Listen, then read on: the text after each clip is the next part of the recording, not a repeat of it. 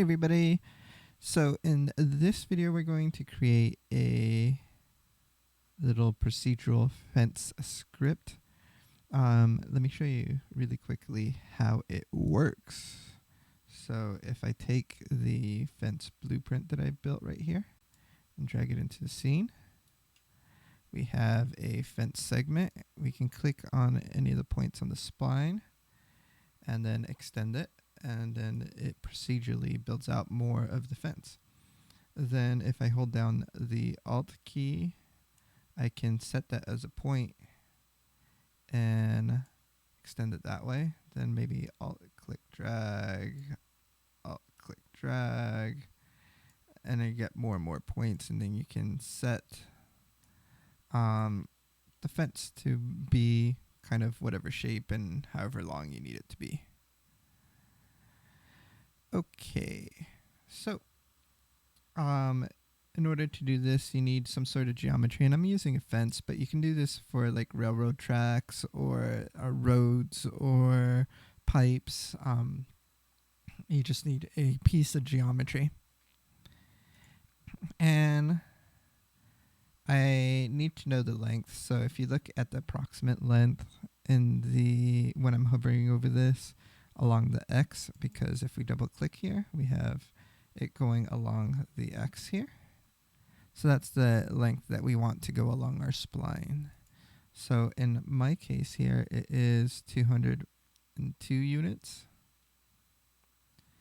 So I'm going to right click, create a blueprint class. It's going to be an actor. And let's set this as my fence BP. There we go. So I'm going to double click in here, and then in order to start this, what I need to do is create a spline, S-P-L-I-N-E. So make sure you click on the spline, not the spline mesh, because we're going to be building off of this curve here. Then I am going to go to the construction script. So this is where we're going to be working to create the construction, or to create the fence. We're going to do a for loop. And then that's what we're going to be running everything off of. Then let's create a variable here.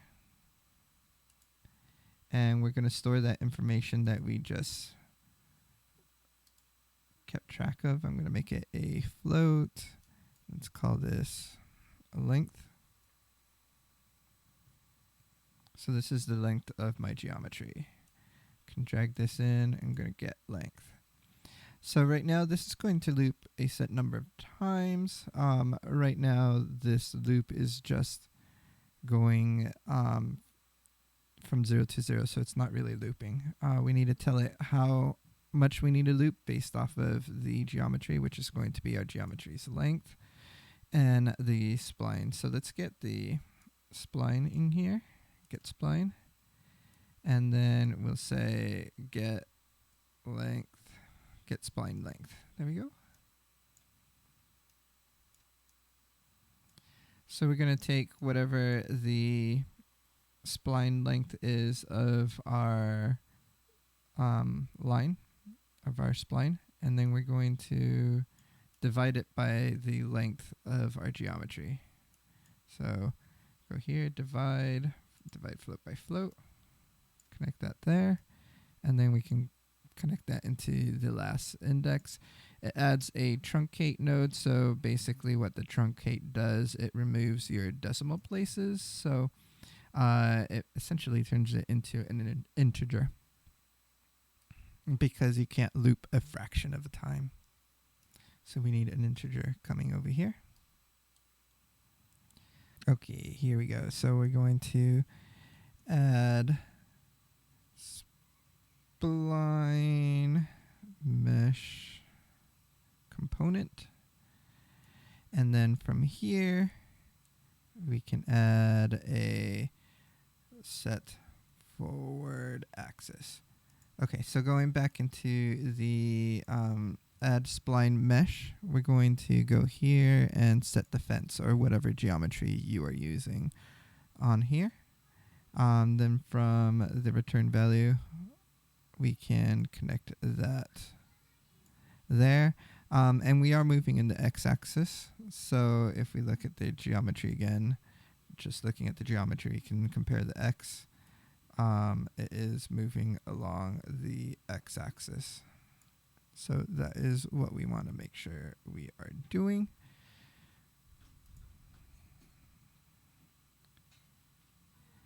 And then let's go back into the fence blueprint here. Then we are going to set start and end.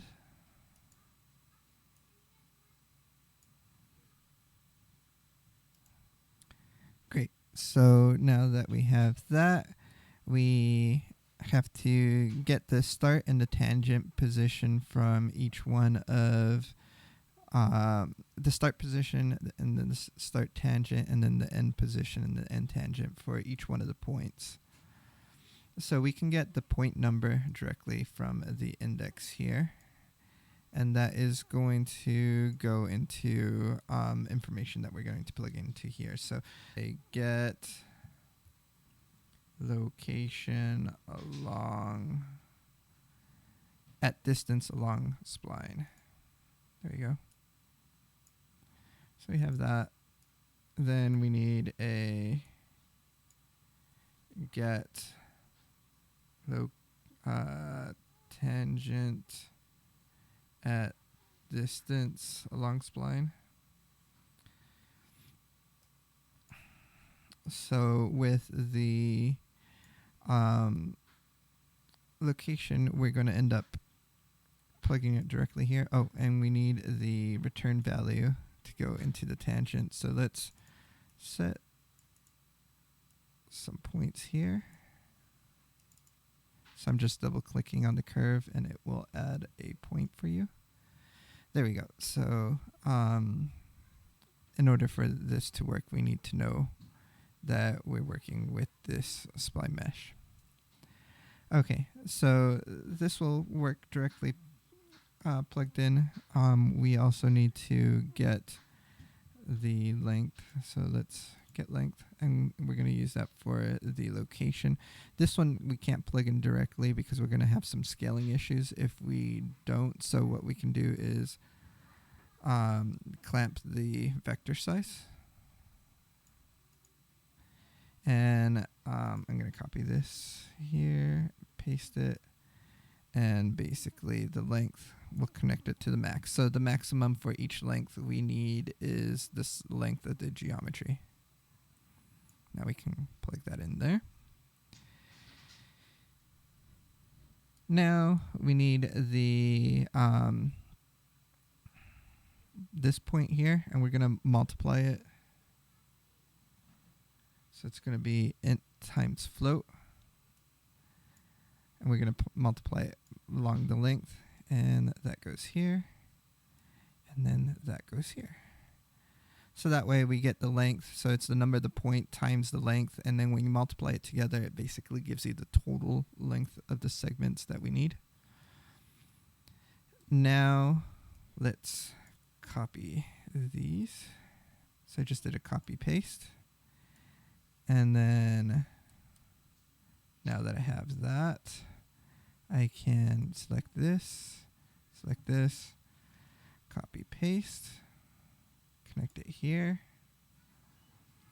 And then this is going to connect there. This is going to connect to the tangent. This is going to connect to the end position. Okay, so we have those segments done there. The spline is also going to connect into these two here. So let's connect those. And then now basically we need to do the same thing we did here, except that we need it to do 1 point further than what we have. So what we can do is take this and say we're going to do integer plus integer. We're going to add 1. Then we can copy these 2 nodes and paste it down here. And then this connects there. And both of these connect here. And then let's compile this, see if that looks good. It does look good. We're still going to need to do one more thing because right now the modeling part is done. Let's close out of this blueprint and let's put my fence blueprint, throw it in here. Take this segment and drag it out. Okay, it is not working. So let me delete this from this scene. And then I'm going to pause for a second to see what's going on. Okay, what's going on is that the length, I created the length, but it doesn't look like I actually set the default length, which should be 202. So let's compile that and let's see if we can throw that in here. There you go. That looks right. So we can click on this point and extend it and it will work just like what we have in the other one. The problem is that if we go in here we have some collisions. We go to this other fence, we go straight through it. So we need to add collisions to all these segments that we are adding into the scene. One, let's just drag it from here and let's say collision enabled.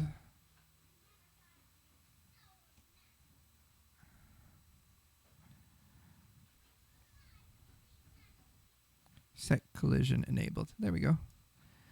And then I'm going to drag that there, drag this here. Then the collision type, we're going to add it to collisions enabled. And that looks good. Let's compile this. And let's play. So now when we go here, we do not get the actor going through or the character going through the fence. All right. And yeah, so with this you can create some procedural modeling geometry along a path. I hope you found this useful. We will see you guys in the next lesson. Bye.